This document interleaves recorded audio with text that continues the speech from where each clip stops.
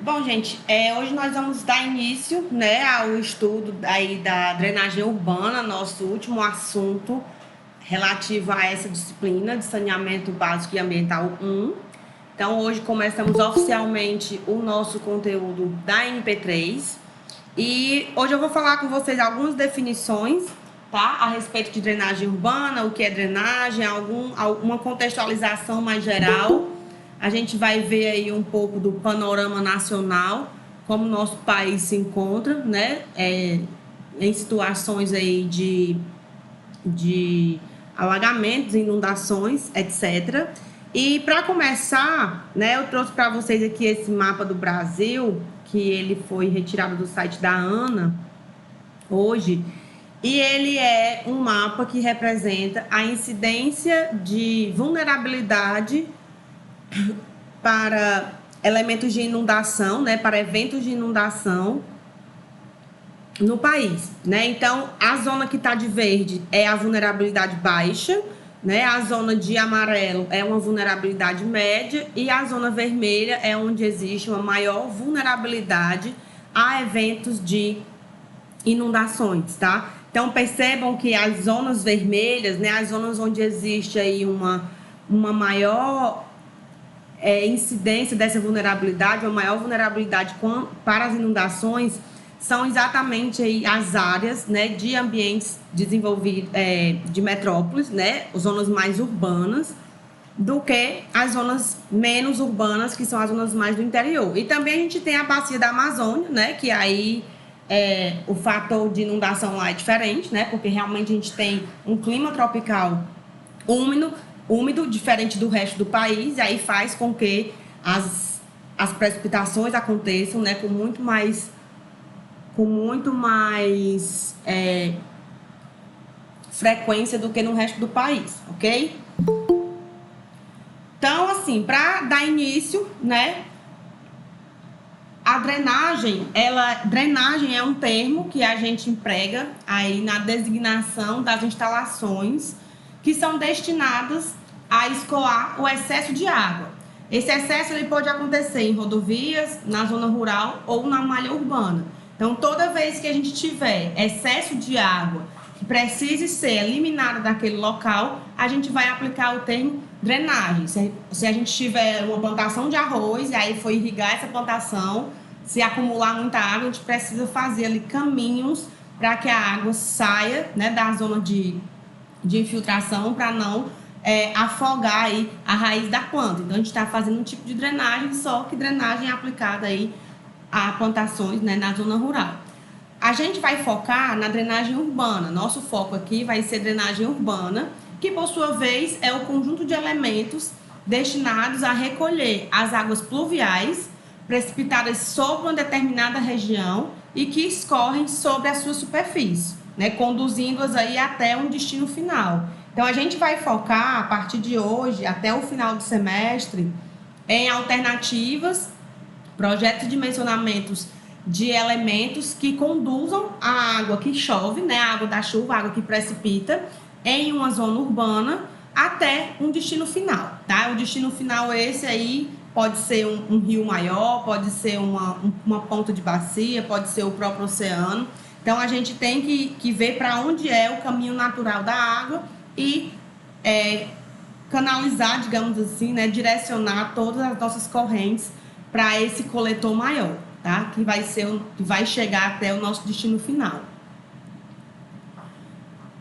A respeito do manejo de águas pluviais, né, que são as águas das chuvas, né, que é a nossa pluviometria, é a nossa chuva, a Lei 11.445 de 2007, que é a nossa lei do saneamento, né, já estamos cansados de falar sobre ela, define drenagem e manejo de águas pluviais urbanas, tá? Como um conjunto de atividades, infraestruturas e instalações operacionais de drenagem urbana de águas pluviais, de transporte, detenção ou retenção, para o amortecimento aí das vazões de cheia, né? Tratamento e disposição final aí das águas pluviais drenadas nas áreas urbanas. Essa é a definição tal e qual que está lá na lei 11.445 de 2007, a nossa lei do saneamento. Então, quando a gente fala de manejo de águas pluviais, né, a gente está falando de drenagem.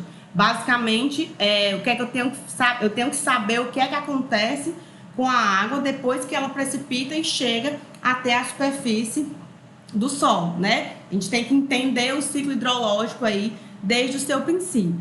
E aí, tudo que envolver atividades de infraestrutura e operações para manejar essas águas das chuvas vão aí ser designadas como atividades de drenagem, tá? Então, tanto a gente pode encaminhar essa água para algum lugar, como pode armazenar essa água, né, reter essa água e amortecer, e dar algum jeito de amortecer a velocidade das vazões aí de cheia da água pluviométrica que vem aí da atmosfera para o nosso meio. Então, o manejo das águas pluviais vai evitar uma série de efeitos adversos, como, por exemplo, inundações, empoçamentos, erosão, ravinamento, assoreamento, né? Principalmente nas áreas mais baixas de comunidade, onde a gente tem menor cota topográfica, né? De menor cota topográfica, que são sujeitas a alagamentos naturalmente e que pode representar sérios prejuízos aí ao ambiente envolvido e à saúde da sociedade. Então, zonas com baixas cotas, né, com baixas cotas topográficas, elas sempre são mais suscetíveis a sofrer aí impactos de excesso de escoamento superficial, né, de excesso de águas de chuva. Só para relembrar aqui o nosso ciclo hidrológico, tá? A gente tem a precipitação, né? A precipitação, que é a nossa chuva. Quando a água chega na superfície, uma parte da água infiltra, outra parte evapora e transpira, né, através das plantas e através das águas superficiais. Outra parte escoa, né, precipitação, evaporação, transpiração, infiltração, e a gente vai ter aqui uma parte que está escoando, né? Então, o que nos preocupa é exatamente a quantidade de água que vai escoar, porque quanto mais água eu estiver escoando ao mesmo tempo pela superfície, pior é o meu problema, mais eu vou precisar drenar, né? Então, aqui na infiltração, a gente tem a infiltração profunda, né, que vai até as camadas subterrâneas, e nós temos também uma infiltração aqui subsuperficial, né, que ela não alimenta o lençol freático, mas ela satura o solo. Também é uma infiltração, né? São as duas parcelas aí de infiltração que nós temos decorrentes do ciclo hidrológico. Aqui também tem evaporação. Tá? Evaporação, evapotranspiração. Então, a gente tem que ter cuidado com a quantidade de escoamento que nós vamos ter. E aí, quanto mais baixo é o nosso local, mais a água que escoa vai tender a se acumular. Então, se eu tiver aqui casas ou pessoas residindo de forma que invada os nossos leitos de cursos d'água naturais aqui, esses elementos, né, eles vão sofrer aí com o acúmulo da água pluvial que vier. Então, assim, a gente ainda hoje, em pleno século XXI, né, estamos em 2020, vivendo momentos tensos aí, pandêmicos, lutando contra um vírus invisível, e temos problemas ainda, né, de Idade Média. Um deles é um problema chamado enchente, né? Eu trouxe aqui para vocês alguns dados mundiais e nacionais para que a gente se atente, né? A gente mora numa cidade onde todo ano tem inundação, né? Onde todo ano a gente passa perrengue, nós privilegiados, principalmente perrengues de trânsito, por conta de chuvas que inundam a nossa cidade. Mas existem pessoas em zona muito mais vulnerável do que nós, né? Que na hora que chove, perde a casa, né? Perde tudo. Isso por conta desse problema aí chamado de enchente. Então, no mundo, nós temos cerca de 20 milhões de pessoas afetadas por conta de problemas com enchente, tá? 20 milhões. A projeção é que em 2030 sejam 54 milhões de pessoas no mundo inteiro sendo afetadas por problemas de incêndio. Desses 20 milhões que são afetados, 80% estão em apenas 15 países do mundo. Então, dos 196 países reconhecidos do mundo, apenas 15 abrigam aí 80% de 20 milhões de pessoas afetadas por problemas de enchente. Aqui no Brasil, no último censo, né, da ANA, de 2019, que são dados relativos a 2018, nós tivemos aí cerca de 266 mil pessoas no país inteiro afetadas por problemas de enchente. 266 mil pessoas, se eu não me engano, é mais do que a população de Palmas, capital do Tocantins, né? Que eu acho que lá são cerca de 250 mil. Eu acho, né? Não tenho certeza. Então, assim, é muita gente, tá? Então, por ano, nós temos um custo, né? O mundo tem um custo aí de 96 bilhões de dólares para se remediar problemas com enchente, tá? Porque os danos estão lá, é material, é de saúde, né? De saneamento, de tudo no mundo que você possa imaginar, de infraestrutura básica mesmo, e eles têm que ser sanados. Então, é um custo aí de 96 bilhões de dólares por ano, por conta desse problema tão antigo e tão trivial, né? Os países mais afetados são os menos desenvolvidos, como já era de se esperar, né? Quanto menos desenvolvimento, o desenvolvimento aqui é associado ao IDH, né, e aos índices econômicos, quanto mais baixos esses índices, menor o fator também de educação da população. Então, quanto menor o fator de educação da população, mais problemas ambientais vão ocorrer, né? É um fio que vai puxando o outro, a gente já conversou bastante sobre isso. Então, assim, o Brasil, nosso país, né, ele é o 11º no ranking desses 15 países aqui. Entre dos 15 países que abrigam 80% de pessoas afetadas mundialmente pelas enchentes, o Brasil está no 11º, né? Isso aí é só a prova, por A mais B, que nós não passamos de um grande país subdesenvolvido mesmo em toda a sua essência, né? Tudo que não arremeter ao subdesenvolvimento aqui é ultrapassado também. Então, nós somos um país muito subdesenvolvido mesmo, e aqui está mais uma prova dessa, né? A gente está no ranking aí dos 15 países onde a gente tem problemas com enchentes no mundo inteiro. Isso é absurdo. Então, assim, entre 2008 e 2012, né, em apenas 4 anos, nós tivemos aí 1,4 milhão de pessoas desabrigadas ou desalojadas por conta de problemas de enchentes, tá? E essas enchentes aqui não incluem eventos tipo Brumadinho, não, tá? Que rompeu uma barragem. Não, são enchentes decorrentes das chuvas do período chuvoso do país. Vai chover todo ano tem problema de enchente, tem problema de desabrigado e problema de desalojado. Então, esse problema da problemática da enchente é uma problemática antiga e é uma problemática esquecida, tá? Porque não é feita política preventiva para isso. Até mas não é colocado em prática, né? Os planos diretores de drenagem não são colocados em prática e acaba tendo aí esses resultados numéricos alarmantes que nós temos, né? Como esse que eu apresentei para vocês. Então, isso é um absurdo e é o retrato cruel e brutal de como a nossa sociedade ela é atrasada, principalmente se a gente olhar para o nosso país. Então, assim, é bem complicado esse problema de enchente, tá? Aqui eu trouxe um gráfico para vocês, tá? Da quantidade, esse gráfico é da ANA também, do panorama de 2019, né? Dados de 2018. Aqui é ANA 2019, do panorama de gestão de recursos hídricos deles. Da quantidade de eventos de enxurradas, alagamentos e inundações que aconteceram em 2017, tá? Existe um sistema que ele faz parte do Ministério do Desenvolvimento Regional, que ele recebe os dados, né, desses tipos de evento de seca, evento de enxurrada, eventos climáticos como um todo. E aí aqui está por região a incidência, né, de eventos de enxurradas. O que está em laranja são os eventos que foram informados a esse cadastro, que é o S2ID, e o que está em verde são os eventos que não foram informados dentro desse cadastro oficial.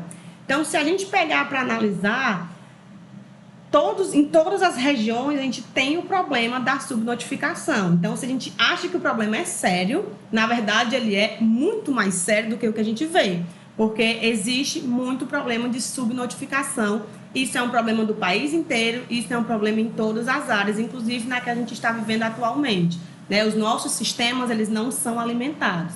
Então, apenas 19%, 19,6% dos municípios brasileiros, né, que são muitos, eu não sei quantos são,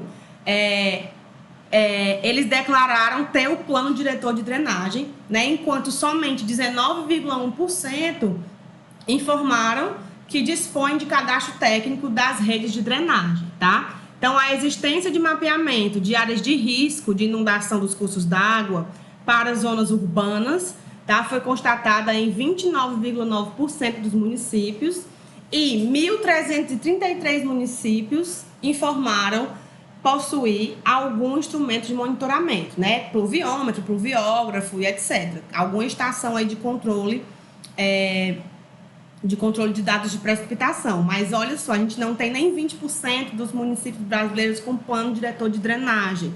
Então, assim, é muito pouco, é muito subdesenvolvido mesmo o nosso sistema de drenagem aqui no país. Não é à toa que a gente tem tanto problema, né? E esse problema ele é recorrente ano após ano, não acaba. Enquanto não fizer um sistema integralizado de saneamento, uma universalização, a gente não vai conseguir acabar com esses problemas de drenagem, tá?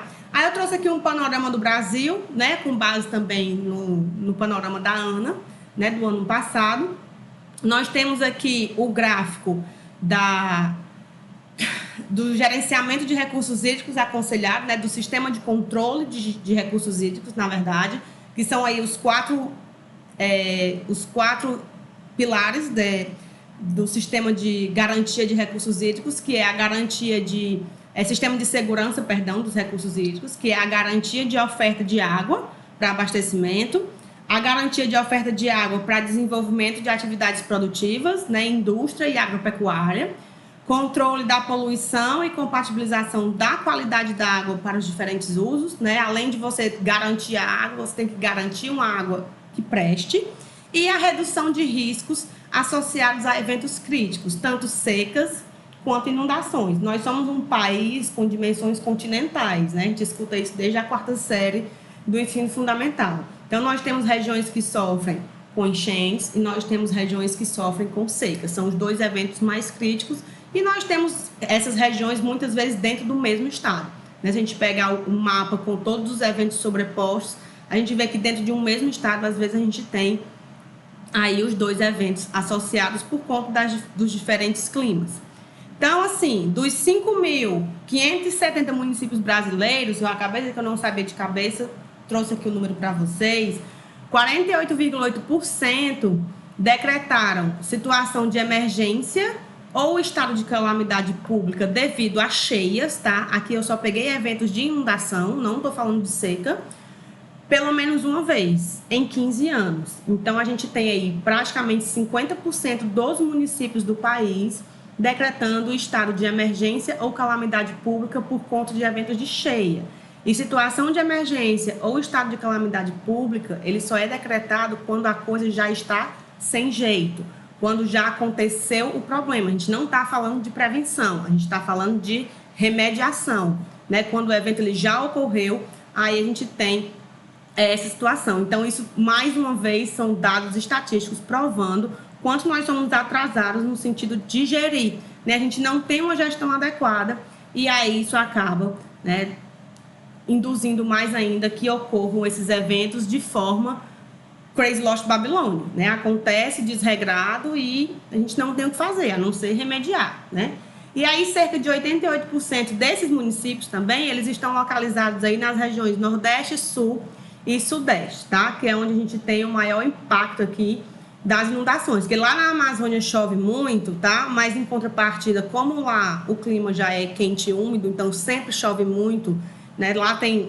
nunca fui à região norte do país, né? Mas dizem os ditados, também não sei se são certos, que tem uma época do ano que chove todo dia e tem outra época do ano que chove o dia inteiro, né? Então são municípios adaptados a essa situação. Apesar do volume de precipitação ser muito elevado, já é costume. Aqui não, nós temos uma estrutura total, aqui falando Nordeste Ceará, tá? E Sudeste também, nós temos uma estrutura totalmente urbana né, que não é projetada para receber a precipitação natural do meio. Então, aqui, se a gente pegar Nordeste principalmente, onde cada estado tem um período chuvoso, né, seja ele de fevereiro a maio, ou fevereiro a março, ou maio a junho, que são as ondas de leste, a chuva vai acontecer naquele período e só vai acontecer naquele período. Então, assim, a cidade ela é toda feita para quando não chove. E aí, nos períodos de chuva, né, que são 2 ou 3 meses ali, acontecem as catástrofes por pura falta de planejamento, tá? Então, em 2018, a gente teve cerca de 1 milhão, né, de pessoas afetadas por cheias, juntando alagamentos, enxurradas e inundações, né, registrando-se aí 10 óbitos e 7 desaparecimentos. 2018 foi um ano tranquilo, né? Se a gente pegar o começo desse ano, de 2020, a gente teve vários eventos de inundação acontecendo no Rio, em São Paulo, no Espírito Santo, em Minas Gerais, principalmente no Sudeste. Foi notícia em todos os noticiários nacionais. A gente não é capaz de não lembrar por conta da pandemia, mas logo antes da pandemia, em fevereiro, a região Sudeste estava inundada, né? Trouxe até uns vídeos aqui para mostrar para vocês. Então, assim, e foram muitas mortes. Morreu muita gente no Rio, principalmente, foi onde eu mais vi noticiado, né? Não vi as notícias dos outros lugares, por conta de inundação, né? Então, assim, é muito complicado. O dano humano mais perceptível, claro, né, em função dessas cheias, é a perda de residência, sem discussão, né? Perdeu tudo, perdeu a casa, perdeu tudo. E danos mais graves aí que chegam de óbitos, né, a desaparecimentos e ferimentos mais sérios, afetaram aí cerca de 5% dessas pessoas. Isso em 2018, tá? 2020 as estatísticas vão mudar, mas a gente não tem panorama oficial ainda desse ano, né? Tem que esperar o ano acabar. Aqui eu trouxe um gráfico dos eventos de cheia por região, né, de 2016 a 2018. Nós temos, aqui são com base nos dados oficiais, tá? Então, deve haver uma subnotificação aqui. Então, 22%. Oi. Além dos municípios que não são drenados, não tem a drenagem urbana, ainda tem aquele negócio que aconteceu lá em Belo Horizonte, né? Quando já tá ficando velho, que estourou a cidade todinha. Sim, aí são eventos pontuais, né? Que o rompimento da barragem do Brumadinho, na verdade, ele nem é uma barragem de água, né? É uma barragem de rejeitos. Não, a drenagem da cidade de Belo Horizonte, acho que foi no começo do ano ou foi no final do ano passado, que ela estourou todinha, as ruas lá em Belo Horizonte. Sim. Foi esse ano. Foi por causa das chuvas do começo do ano. Foram dos eventos do começo do ano, que a drenagem não suportou, e aí inundou tudo. Não foi só em Belo Horizonte, não. Foi Minas, Espírito Santo, Rio de Janeiro e São Paulo. Além disso, ainda tem a manutenção, né? Exatamente.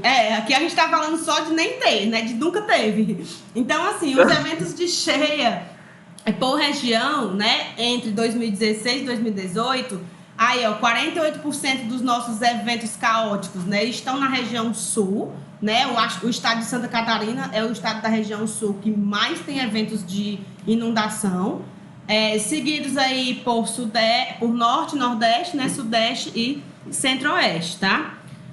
Aqui são as cheias no Brasil, também de 2016 a 2018, né? O número de eventos aqui no país inteiro, tá? E o número de pessoas afetadas em milhões, tá?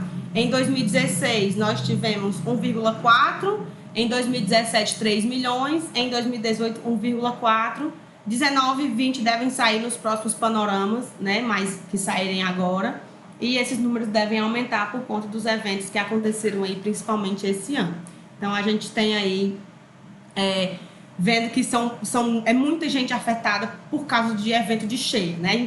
Eu entendo que quando a gente trata de cheia urbana, existe uma série de contradições, né? Principalmente sociais, que existem os programas municipais, quase todo município grande, digamos assim, né? Tem de retirada de população vulnerável de zona de inundação.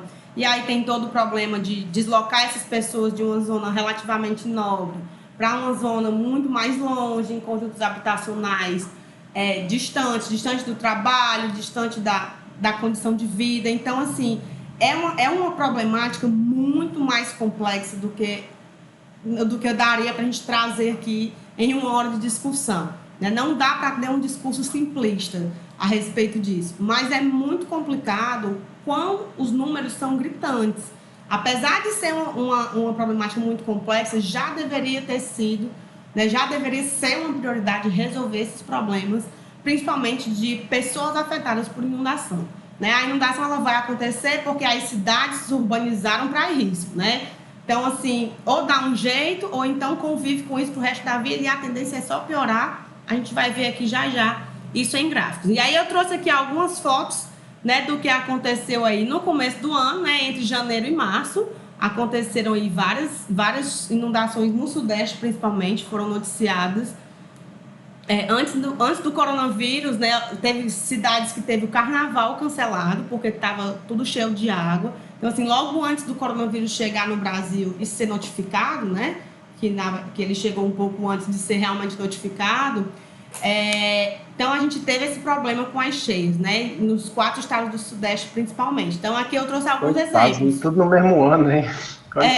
Foi exatamente, tipo, eu estava lendo a respeito desses estados, né, desses municípios, que são muitos municípios pequenos de região metropolitana, ou nem isso, né, são municípios de interior, que além do baque da inundação, logo veio com a pandemia. Então, assim, vai demorar muito para essa galera se recuperar. Não é doido, não. Né? Tá falido um município desse, né? É muito complicado mesmo, assim, eu lembro que eu tava pensando um dia desse, lembrando isso, rapaz, antes do coronavírus teve alguma coisa, e eu não tava lembrando o que era, aí eu fui lembrar, foram as inundações do começo do ano, né, que a galera ficou ilhada em casa, foi assim, um terror mesmo, o rio debaixo d'água.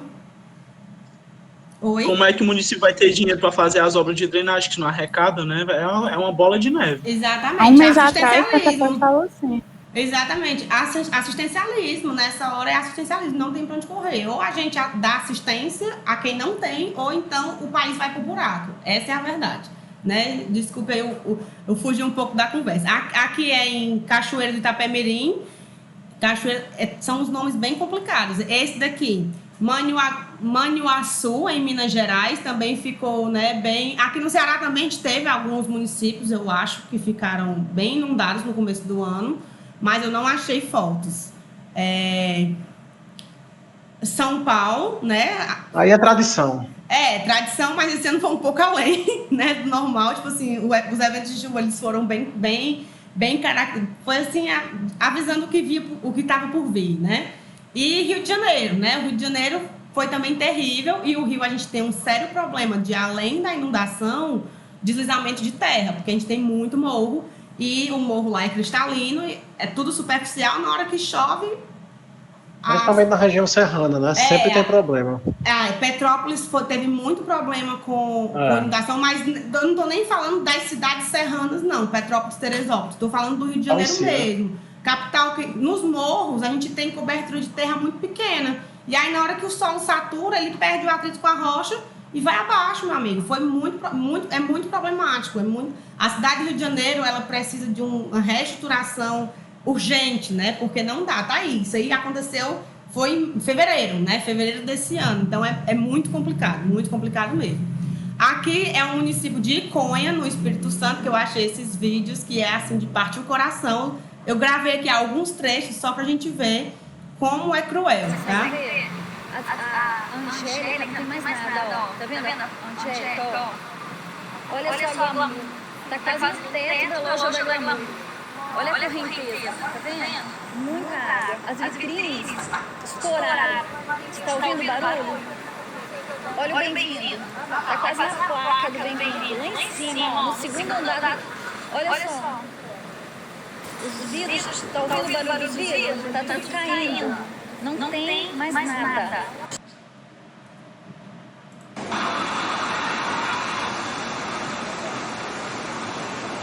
Meu Deus.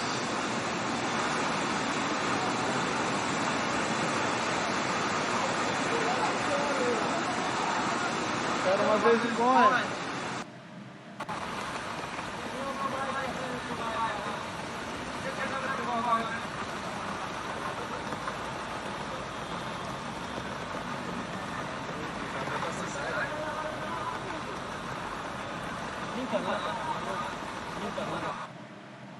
Vocês veem que são vídeos de diversos pontos da mesma cidade, né? Uma cidade pequena. Eu não fui, falha minha, não fui pesquisar a população, né, desse município, mas assim, bem complicado, né?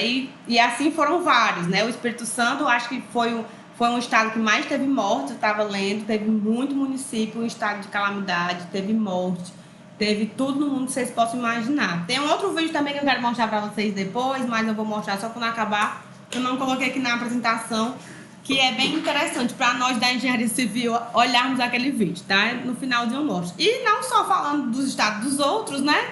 Falaremos da nossa linda cidade, Fortaleza, em janeiro deste ano, que também ficou debaixo de água por muitos dias, né? Aqui a terceira foto aí vai ser resolvido já, viu? Como é? É o último ano, a terceira foto, ó.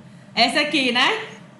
É, ali do macro, é. Do Foi o macro, último ano. mas enquanto não terminar a obra, ainda vai ficar assim, né? Então a gente tem o centro da cidade, né? A nossa boa e velha Heráclito Graça, que é sempre, e aqui o aeroporto, né? Que é o alagamento do macro, que hoje está em obras, né? Eu não tenho fotos da obra de lá, apesar de ter passado lá algumas vezes, mas eu sempre passei dirigindo, nunca quis parar para tirar as fotos das camadas de drenagem. Então, assim, eu acredito que aquela obra vai melhorar muito, né? Que vai resolver esse problema realmente. Precisa se resolver esse problema porque é um absurdo, né? É um absurdo a via de acesso ao aeroporto da cidade virar um rio com a chuvinha ali de 5 minutos, né? Então é bem complicado.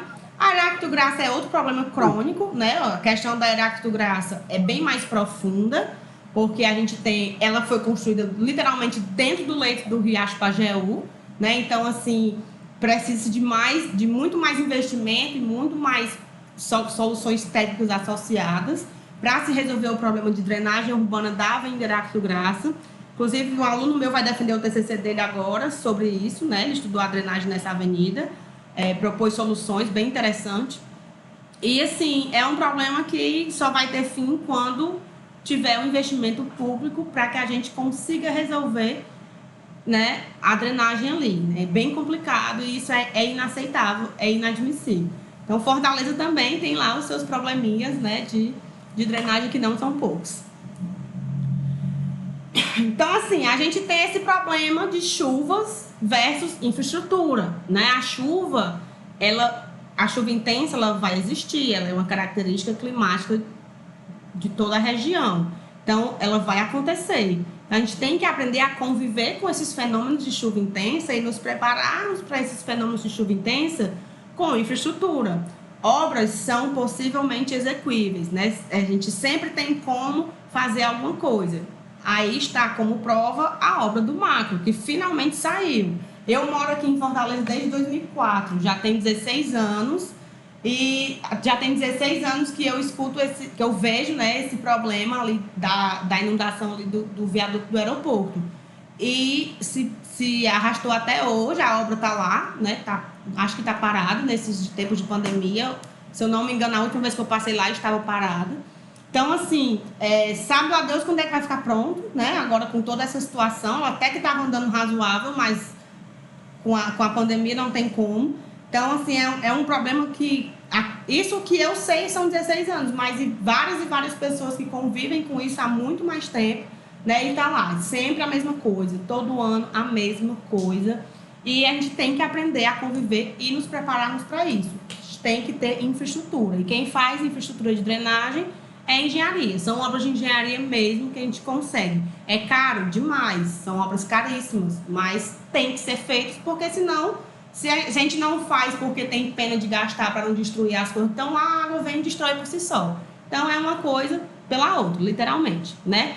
Nós temos ainda fatores agravantes, né? Que principalmente, o pior deles, né? Lixo entupindo os equipamentos de drenagem, que já são poucos, que já são escassos, ainda são entupidos por conta de excesso de lixo, né, que não só é jogado diretamente, como também vem arrastado pela correnteza da água. Além de lixo, nas bocas de lobo principalmente, né, se a gente olhar em situações urbanas, a gente tem também o problema de esgoto clandestino, né, dentro das galerias de drenagem, que é muito sério mesmo. Se a gente for olhar aqui em Fortaleza, olhar ali, passear ali pela Zona Nobre, na obrinha que estão fazendo ali na Desembargador Moreira, já tem altos prédios de luxo que Já ia estão falar isso ligando a agora. rede de esgoto. Eu falo mesmo que eu não estou nem baú.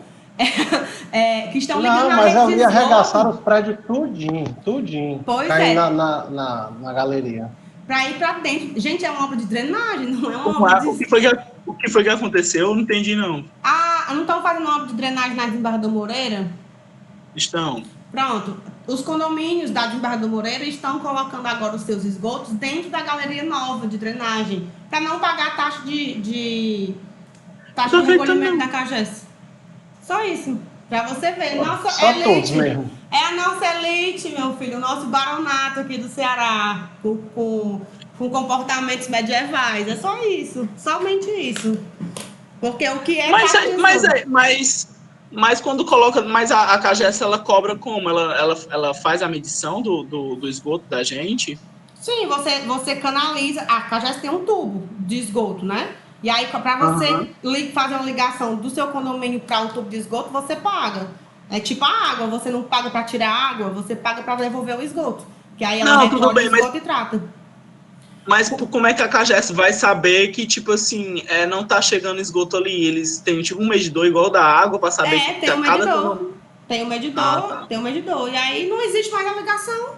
Não tô mais pagando esgoto. Fiz uma fossa aqui no condomínio, só que não foi uma fossa, né? É na galeria de drenagem. Então é bem complicado. Meu Deus do céu, bem complicado. Bem complicado, fica assim. E todo mundo vê, né? Do jeito que eu vi, um amigo meu viu, o Caio viu aí, ó. Então, assim, a gente vê e ninguém faz nada, né? Então é bem complicado. É uma obra que. Aí coisa linda. Aí a água da drenagem vai para os rios e o esgoto também, um pouco de todo mundo. De todo mundo, exatamente. É isso aí mesmo. No caso aqui pro mar, né? Vai pra Praia de Iracema, lá pra Praia dos Crushes, onde a galera toma banho. Ô povo imbecil, sério, não dá pra entender, não. Não dá. Mas por isso que eu digo que o problema aqui, a educação, ela não é só na classe mais desfavorecida, não. Ela abrange todo mundo. Nós somos um país muito atrasado, não tem pra onde correr. O Brasil ele vai se afundar. E com motivos e merecimentos, porque a nossa população ela faz vergonha. E a gente tem também os prejuízos, né? Eu peguei aqui 4 manchetinhas. Rapidinho ali dei um Google, prejuízo por enchente, ó, CEAGESP, né, que é a CEASA de São Paulo, prejuízo aí de 24 milhões, tá, com as enchentes que ocorreram apenas no dia 10 de fevereiro desse ano. As enchentes causaram prejuízos aí, né, e se tornam um problema recorrente para moradores de Franca, São Paulo. Detalhe, Franca, São Paulo, é uma cidade, é um município que tem... sistema de saneamento referência, tá? É um dos municípios que tem os melhores índices de saneamento básico do país. Se você olhar lá no CINIS, a cidade de Franca, São Paulo, ela é um modelo, tá? Ela tem um dos municípios com os melhores índices. Então, assim, e é uma cidade que tem os melhores índices e sofre com problemas de enchente, né? Casa e bar desabam aí durante cheia do rio em Ponte Alta do Tocantins, né? Foi a pior enchente aí em 17 anos. E também moradores tentam se reerguer após a enchente em Caruaru. Isso aí foi há 3 semanas atrás, né? Porque lá em Pernambuco começa a chover agora, né? Começa a chover em maio e junho. Então, assim, o problema chegou lá, né? Coisas que nos outros... Onde as chuvas são no começo do ano já tá meio que passando, lá nas ondas de leste começam agora. Então, assim, é super complicado, né? É um problema que como eu falei, é bem complexo, vão de esferas, assim, bem abrangentes, tá? Vou comentar aqui um pouco sobre os aspectos hidrológicos da drenagem, que a gente vai aplicar na drenagem. Oxe, cadê a foto?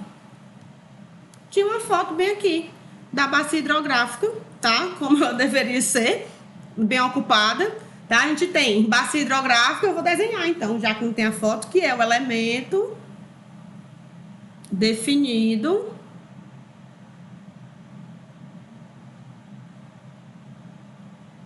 aqui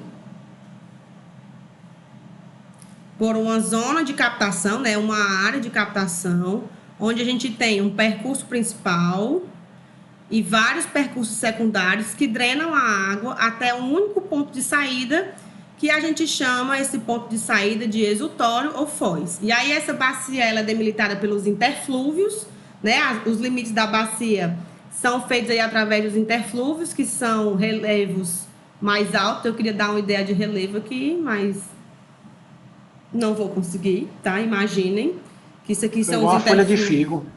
Tá parecendo uma... Mas toda bacia hidrográfica parece uma folhinha, né? Então, a gente Ficou tem muito aqui... bonito, muito bonito. A gente tem aqui o exutório, né? Ou a foz. Eu vou colocar aqui exutório.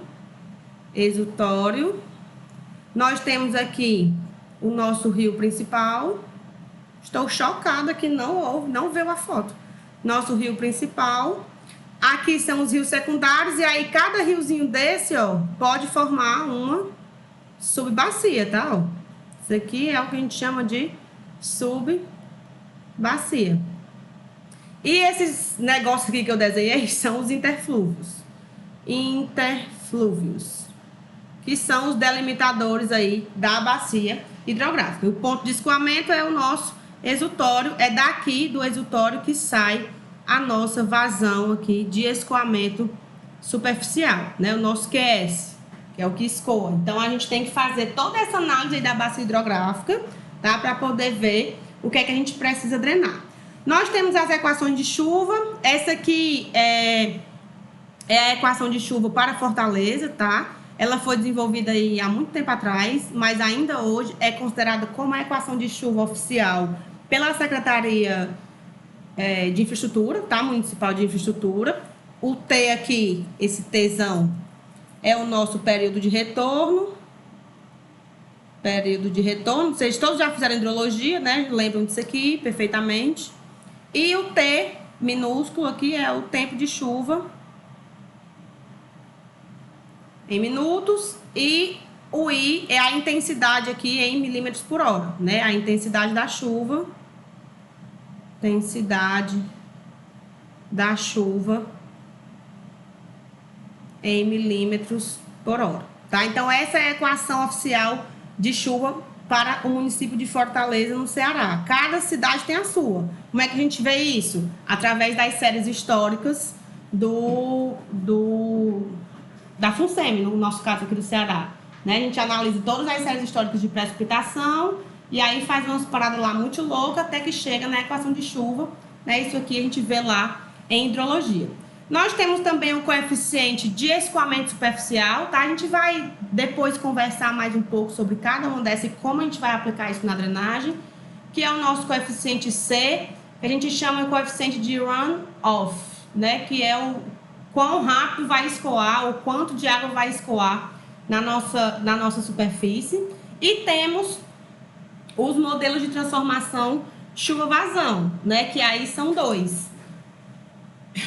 A gente tem para bacias até 2 km quadrados, a gente utiliza o método racional, que é aquela equação racional,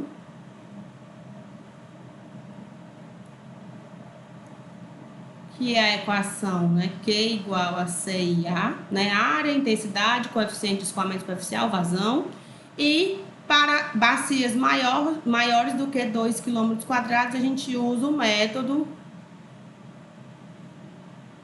do hidrograma unitário, tá? Esses são os modelos aí de transformação de chuva-vazão que a gente vê lá na hidrologia, né? Tanto o método racional quanto o método do hidrograma unitário, e nós vamos aplicar aqui mais na frente. Ok? Aqui eu estou só mesmo relembrando para que vocês vejam aí o que vos esperam. E com relação à bacia hidrográfica, é muito importante, né? Eu desenhei ela aqui, é muito importante que ela seja ocupada de forma adequada, tá? Como assim? Que sejam respeitados principalmente o leito do rio principal. O rio principal dela, de uma bacia, ele tem aqui a planície de inundação, né? Tem a baixa planície, a pequena planície e a grande planície de inundação. Então, é muito importante que a ocupação da bacia hidrográfica, ela respeite esses limites. Porque o rio, ele está aqui no período de estiagem, né? Mas quando dá o período de cheia, ó, ele faz isso aqui. Aí, se de repente o Caio vai lá e constrói a casinha dele aqui na beira do rio Jaguaribe, Ele dança, né? Na hora que o rio encher, quando o Castanhão O nosso pegar é qual? no O rio... Jaguaribe? Da nossa Oi? bacia principal? A nossa bacia principal, o nosso rio principal é qual? Qual? De Fortaleza. A Fortaleza é o sistema Pacajus, Gavião, né? Gavião Riachão. O rio são vários, começa desde o Rio Salgado até passando pelo Jaguaribe e vira Rio Pacajus. Ele tem vários, são vários rios, né? Mas é o nosso sistema integrado. Hoje é um sistema artificial, que é o eixão das águas, né? Passa pelo Jaguaribe, passa pela bacia do Jaguaribe, mas ele nasce lá no Salgado, lá no Cariri. Sai de Salgado, Sim. passa pelo Oroz, chega no Castanhão, do Castanhão tira pra cá. Aí quando chega aqui, Riachão, Pacajus, Gavião, Riachão, Pacajus, e tem outro que eu esqueci o nome. São 4. Ou são 3? Esqueci. Eu só lembro desses 3, Pacajus, Riachão, Gavião. Que são os açudes que abastecem Fortaleza em si, né, propriamente dito. E aí vem através de pequenos rios, né, mas ele é todo integralizado através do eixão das águas. Beleza? Beleza. Aí o Caio construiu lá a mansão dele aqui, ó, na beira do Rio Jaguaribe. O que aconteceu? Inundou, já era. Sonho. A água levou, né? Pois é, levou mesmo. Então tem que respeitar aí a plano de inundação do rio. Então a gente tem que fazer a ocupação da bacia hidrográfica de forma adequada. Porque se a gente sair construindo de forma inadequada, não vai dar muito bom, né? Então... Em 2004 o negócio aqui foi feio. eu lembro que o último evento de cheia... Que foi a primeira vez que encheu o Castanhão, em 2004. Aquela chuva doida. Foi, exato. Ele foi feito para encher em 10 anos e encheu em 3, né? Na verdade, encheu em uma chuva só. Ficou pronto em 2001, 2002, quando foi 2004, encheu. Eu lembro que o último evento de cheias, assim mesmo, pesado, no Vale do Jaguaribe, né? Foi em 2009, que até em Morada Nova... Foi. Sangrou, lá dentro da cidade tem uma lagoa, né? Lagoa urbana. E essa lagoa tava quase seca e, tipo, ela encheu e sangrou nessa chuva, né? Numa chuva muito louca. E aí eu lembro que minha irmã morava lá na época ainda e postando foto, vídeo da galera brincando na lagoa. E aí nos outros bairros, tudo inundado, né? Foi uma chuva muito pesada mesmo. Então, o último evento de cheia que a gente tem aqui, que eu lembre, foi esse 2009. Porque em 2011 já começou a seca, né? A nossa seca que dura até hoje, que não acabou ainda. Choveu um pouquinho ali, outro aqui, mas a gente ainda está em seca hidrológica, né? A gente não pode relaxar. E tem esse pequeno problema aí, né? Aí o último evento foi esse. Em 2004 eu lembro que o Castanhão encheu, que surgiu o boato que ele ia arrombar. Que o pessoal querendo ir embora, porque o Castanhão ia arrombar e vai inundar tudo. Tipo assim, o dia depois de amanhã. Bem legal.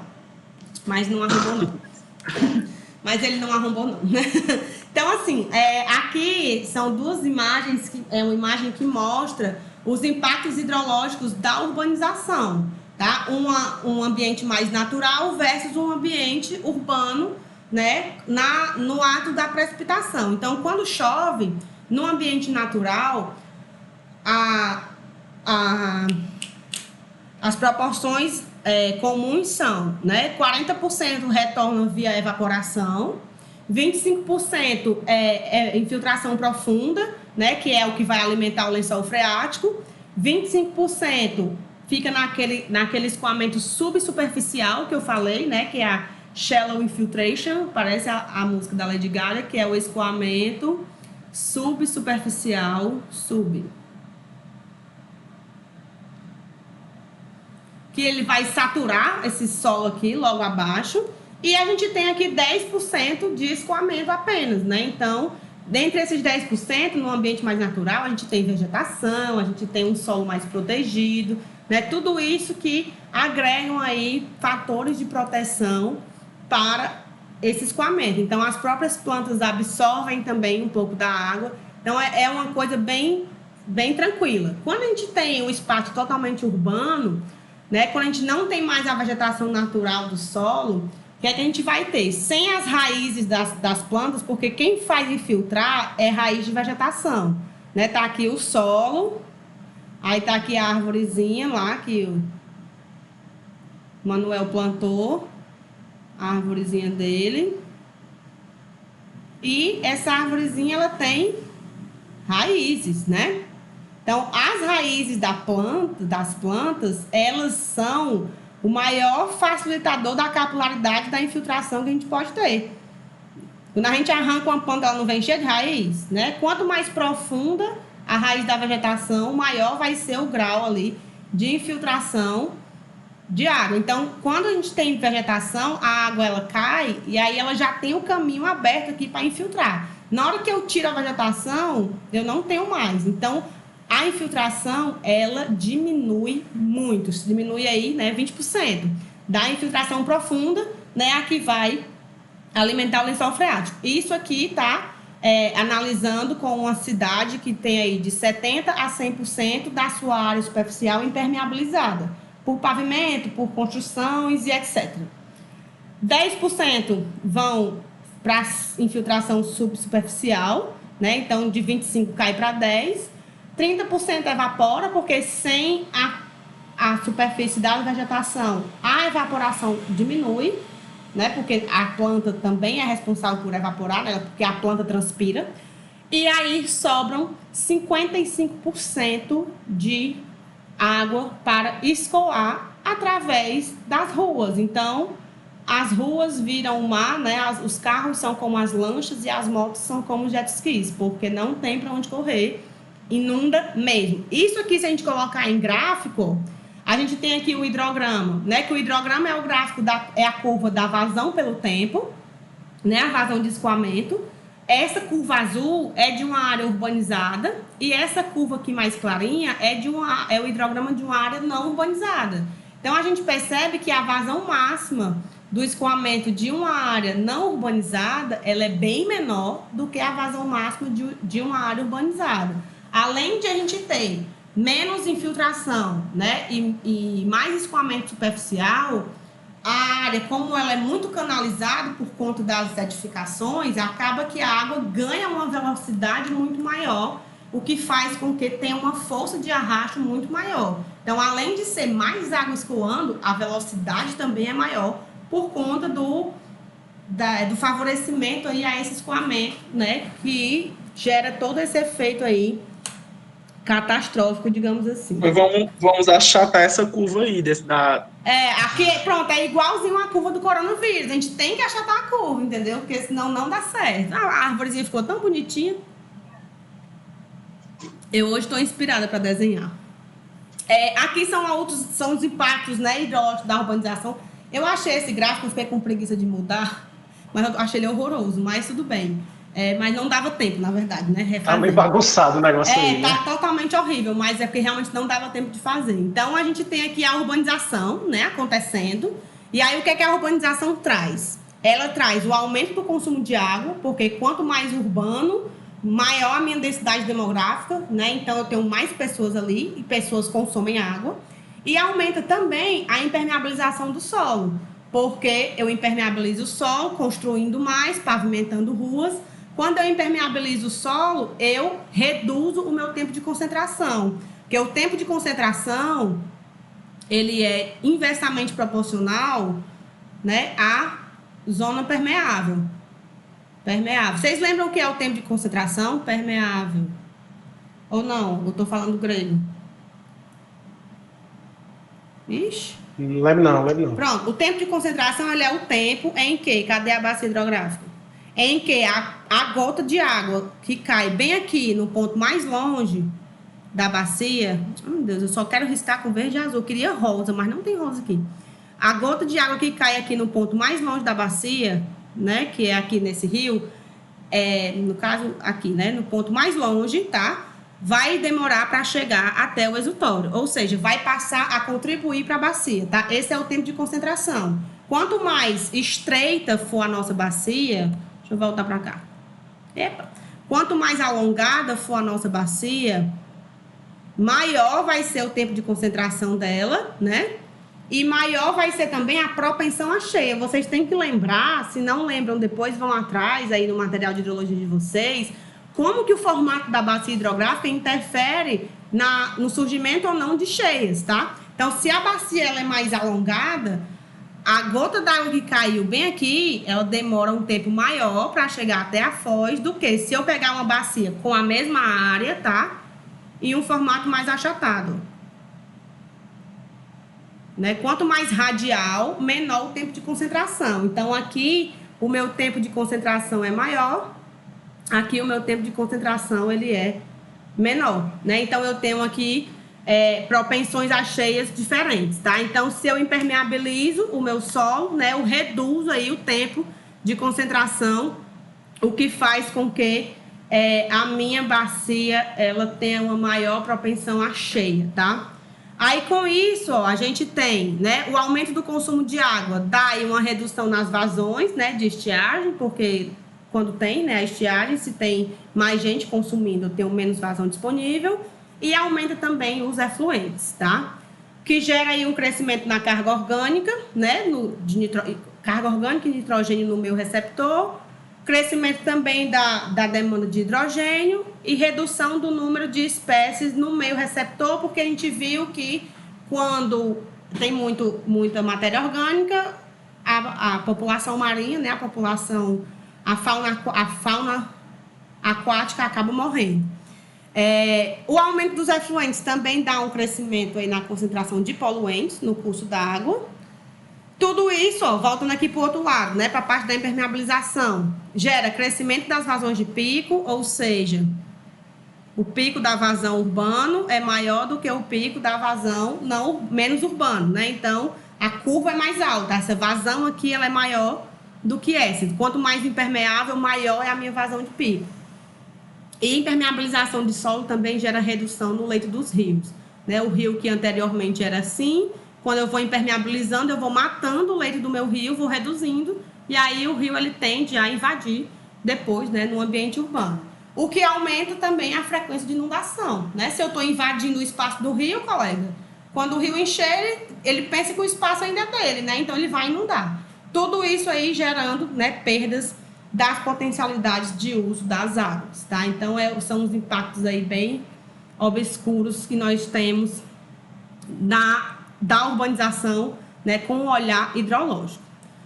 Se a gente olhar especificamente para a drenagem, tá? Nós temos aí a impermeabilização do solo, é o maior impacto que nós temos, né, da urbanização na drenagem, essa impermeabilização, que aí ela acarreta uma série de problemas, todos esses problemas aqui, ó, ela acarreta, né, redução do tempo de concentração, crescimento das vazões de pico, frequência de inundações, redução dos leitos dos rios, isso aqui tudo é consequência dessa impermeabilização. Aumenta aí as vazões máximas por conta da impermeabilização e da canalização dos rios também, né? É muito comum, aqui em Fortaleza, por exemplo, a gente tem vários canais, né, aí pela cidade. Esses canais que existem, muitos deles, antigamente, eram rios naturais, eram córregos naturais que foram canalizados para que se pudesse urbanizar a área ao redor, né? E aí, quando você canaliza, você aumenta a velocidade, né? Porque você reduz ali o coeficiente de Mani, né? Entre a água e a parede do canal, você reduz o atrito. O atrito de um escoamento natural é bem maior do que de um escoamento artificial, e aí a velocidade vai embora. Não sei se vocês lembram, mas o coeficiente dinâmico é N vezes a vazão sobre a raiz da inclinação. Se eu não mudei a inclinação e se eu mudei isso aqui, né, então a minha velocidade, e o meu M é constante, a minha velocidade vai ter que aumentar. Né? Então, assim, é bem complicadinho. Aqui é elevado a 3/8, tá? Estou botando a fórmula errada. E também gera, né, outro impacto aí, é a redução da qualidade da água. Né? A redução da qualidade da água, ela é decorrente de algumas coisas. Por exemplo, a poluição que é existente no ar, né, uma poluição aqui bem agradável, ela precipita junto com a água, né, é o fenômeno da chuva ácida que a gente conhece. A água, o ar poluído, a precipitação se torna poluída também. A lavagem das superfícies urbanas que estão contaminadas com diferentes componentes orgânicos e metais, né, resíduos industriais ou não. Então, a água ela cai no chão sujo, digamos assim, e aí ela sai levando, né, ela dissolve. A água ela é um solvente universal, então ela dissolve ali vários sais vários compostos que estão espalhados por toda a superfície e vai levando junto com ela. E isso reduz a qualidade da água. E resíduos sólidos, né, que são representados aí por sedimentos erodidos, pelo aumento da vazão, né, por conta da velocidade do escoamento, e também o lixo urbano, seja ele depositado diretamente ou transportado pela drenagem. Então, poluição do ar, lavagem das superfícies e resíduos sólidos, né, tanto lixo como os de erosão, né, os sedimentos da erosão. Quanto maior a velocidade, maior vai ser o impacto da erosão, acabam aí impactando, né, sendo o impacto da urbanização na drenagem. E também nós já falamos aqui o esgoto que é coletado, né, que não é coletado e escoa através da drenagem, tá? Vulgo esgotos clandestinos é um dos maiores problemas. Sabe por quê que é problema? Porque a galeria de drenagem, como vocês bem lembram, vou fazer aqui a circular porque já comecei. Elas são dimensionadas para serem condutos, escoamentos em conduto com superfície livre, né? Superfície livre, canais. E aí, quando a gente faz isso aqui, a gente vai dimensionar, mais lá na frente, no finalzinho, a gente vai dimensionar essas galerias, a gente vai aprender a dimensionar essas galerias. E aí, o que é que a gente faz? A gente usa a equação de chuva da cidade, vê lá um monte de coisa para poder dimensionar um diâmetro necessário para coletar a água da chuva. Aí, o que é que acontece? Começa a galera a jogar esgoto aqui dentro. Esgoto, ele é composto, cerca de 80% dele é água, tá? Então, eu vou começar a ter aqui um aumento de volume que não estava previsto. Bufo, bufo, bufo, até que eu possa chegar para encher totalmente a minha seção. Se eu chego a atingir seção plena, isso aqui deixa de ser conduto livre e passa a ser escoamento em conduto forçado, escoamento pressurizado. Aí, meu amigo, dá problema de todo jeito, porque a tubulação não foi dimensionada para isso, né? O traçado é totalmente diferente, você tem aqui um escoamento por gravidade pressurizado agora, então a catástrofe acontece aí, o que aconteceu em Minas Gerais, né? O sistema de drenagem, ele entra em colapso, tá? A gente dimensionou para ser escoamento livre e ele pode chegar a conduto forçado. Então, a gente toma uma série de cuidados para que isso não aconteça, mas pode ser que aconteça, né? Então, é bem complicado. Inclusive, eu tenho um programa novo para apresentar para vocês, que é exatamente para dimensionamento de canais, tá? Mas na frente eu mostro, né? A gente for fazer aqui. Vou mostrar para minha turma de hidráulica, vou aproveitar e mostrar para vocês também. Então, assim, se a gente for focar mesmo na drenagem urbana, só olhar aqui a hora. Tá tempo. Se a gente for focar mesmo aqui na drenagem urbana, tá? O que é o diabo dessa drenagem urbana, né? A gente tem que a drenagem urbana, ela é dividida em dois sistemas, tá? É o sistema de macrodrenagem e o escoamento de microdrenagem. O sistema de macrodrenagem, ele é o escoamento do fundo do vale, ou seja, ele é o escoamento principal. Que no caso é esse verdinho aqui, tá? Porque aqui saiu, ficou escondido. É esse verdinho aqui, ó. A macrodrenagem é o verdinho, tá? A microdrenagem, ele é o sistema responsável pela captação da água pluvial e pela sua condução até o sistema de macrodrenagem. Então, a macrodrenagem é essa aqui, é esse conduto verde principal. E aí a gente tem todos esses condutinhos laranjas aqui, que no caso é uma rede de drenagem, né, coletando a água nos sistemas do loteamento, do bairro, das ruas menores, enfim, e depositando finalmente essa água aqui na rede principal, tá? Que é a rede de macrodrenagem. Então, no sistema urbano, a gente vai ter o macro e o micro, tá? Aqui é porque uma foto que eu peguei de onde já tinha e onde ainda vai ter, mas é só para explicar para vocês que a microdrenagem é como se fosse uma rede ramificada, né, de distribuição de água. A gente tem a rede principal e uma série de redes ramificadas, só que quando a gente está abastecendo, a principal lança nas secundárias. Aqui é o contrário, a microdrenagem é que alimenta a macrodrenagem, tá? Então, é a microdrenagem que vai pegar todo mundo e vai levar aqui para esse condutor principal. E a gente vai montar nada mais do que uma bacia hidrográfica, né? A gente vai fazer uma bacia de drenagem aqui para os nossos projetos. E isso aqui a gente vai aprender a calcular depois, tá? Com bastante calma. Hoje eu estou fazendo as definições.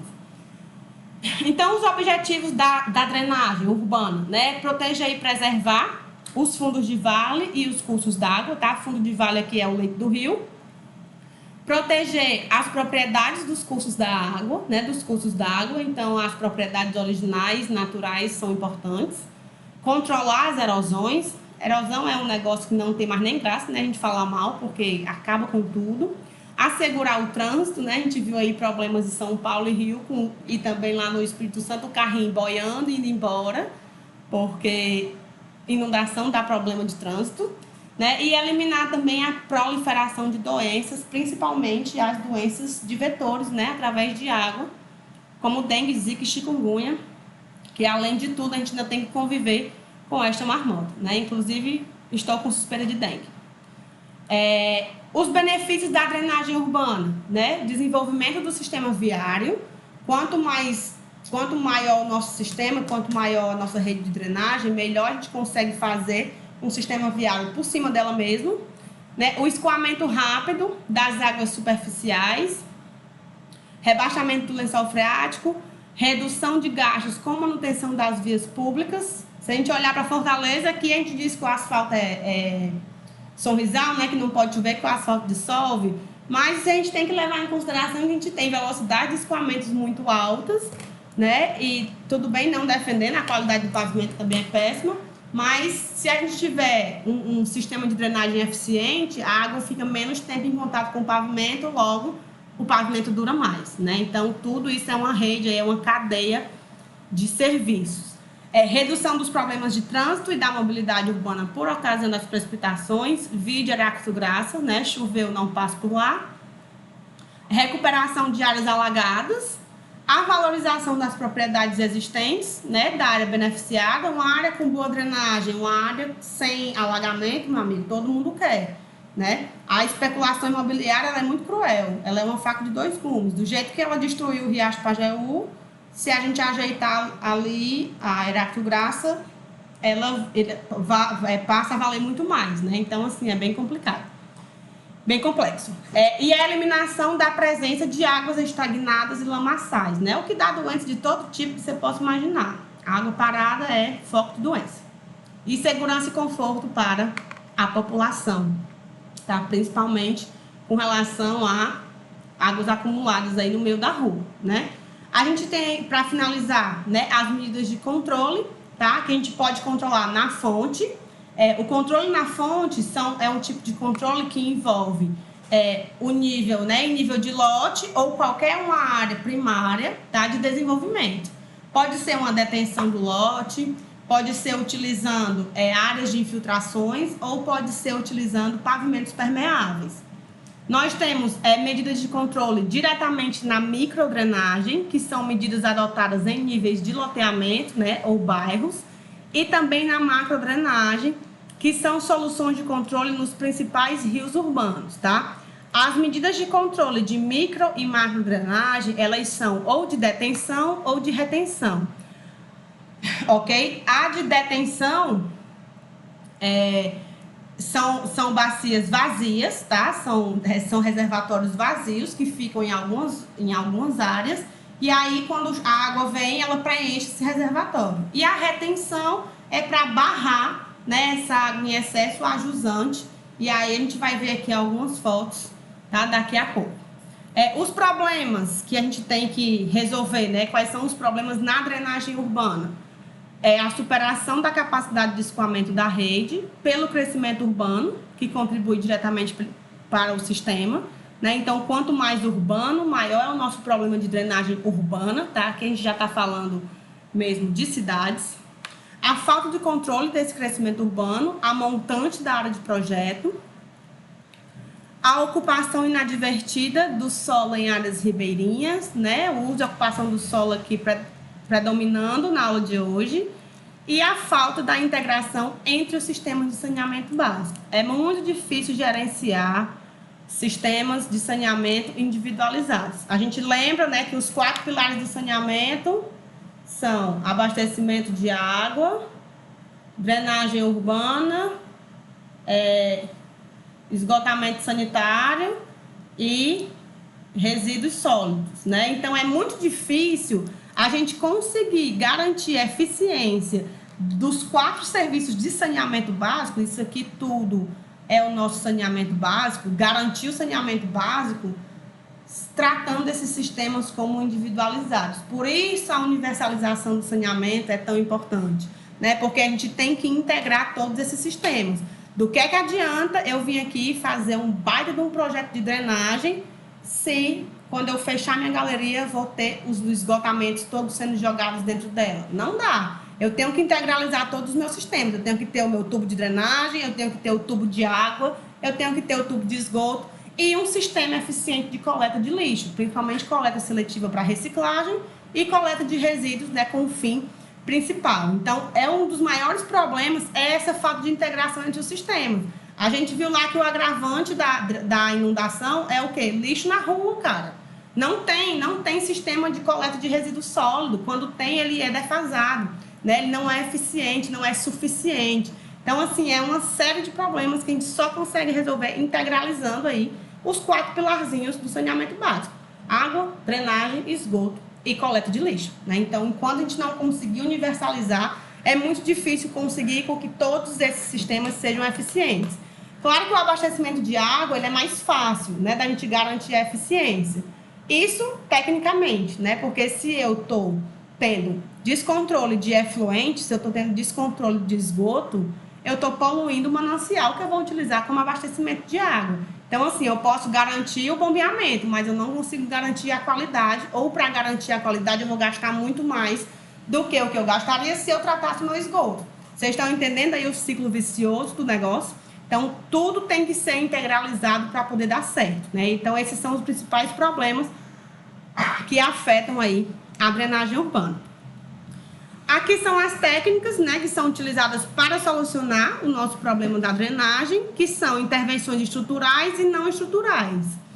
As intervenções estruturais, que são as nossas obras de engenharia, né, que é o que está sendo feito lá no macro, elas atacam os efeitos, tá? Já existe lá e tudo, eu vou aqui e vou tratar a água que vai chegar de qualquer forma.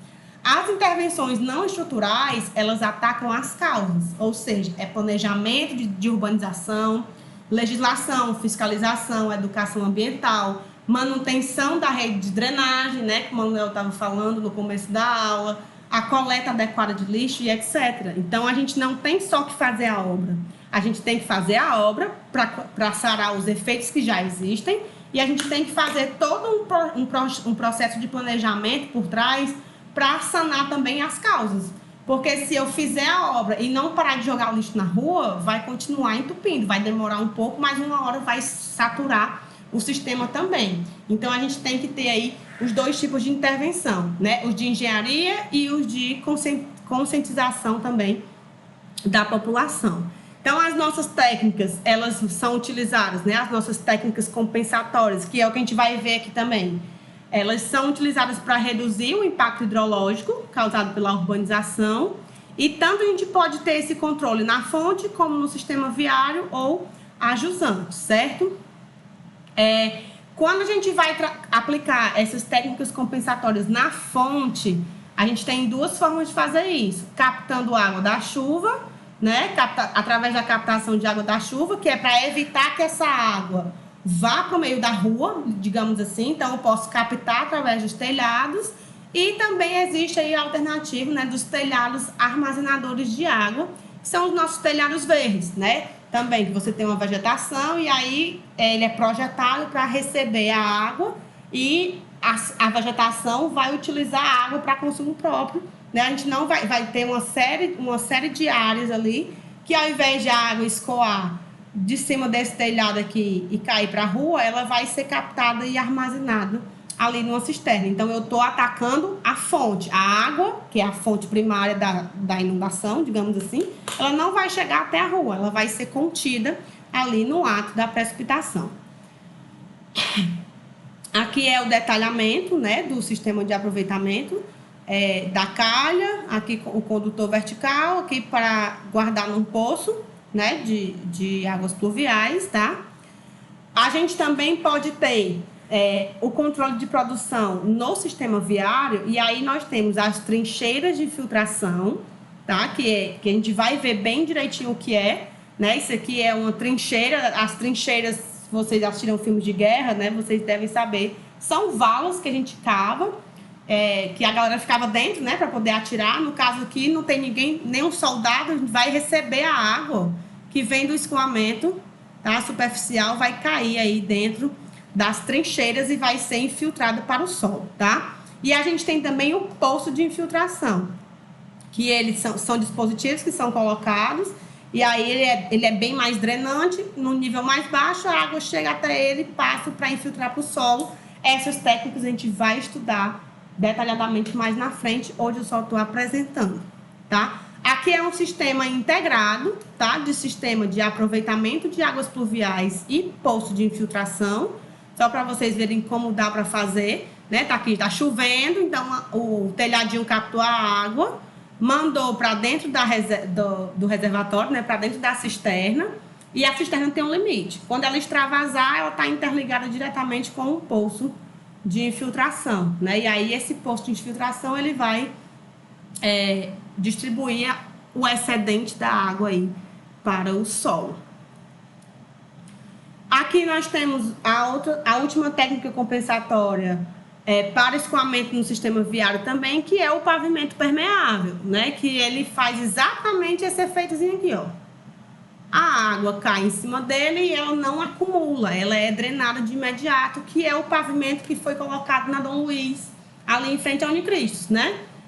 Que trocaram ali o pavimento, que eu lembro que algumas pessoas reclamaram, não, acho que não foi nenhum de vocês, que mas aqui tava bonzinho, aí tirou para botar de novo, é porque foi trocado o tipo de pavimento, na verdade, né? Ali agora é com pavimento permeável, Dom Luiz de Santos Dumont, que é exatamente tentativas aí de reduzir, ali juntava uma aguinha que era uma beleza, né? Eu lembro que eu peguei umas chuvas, eu ia almoçar, estava chovendo, e você olha para o chão e é lindo de ver, né? A infiltração acontecendo, a permeabilização acontecendo de forma bem rápida. Então, tanto a gente tem o pavimento permeável com asfalto betuminoso, como a gente tem também os ecopavimentos, né? Que são esses com grama e concreto permeável, né? E aí são outros tipos, depende de como você queira colocar e aonde vai aplicar. Então, a gente já tem essa alternativa, tá? E também a gente tem o controle de produção de escoamento ajusante, né? Que é a bacia aí de detenção,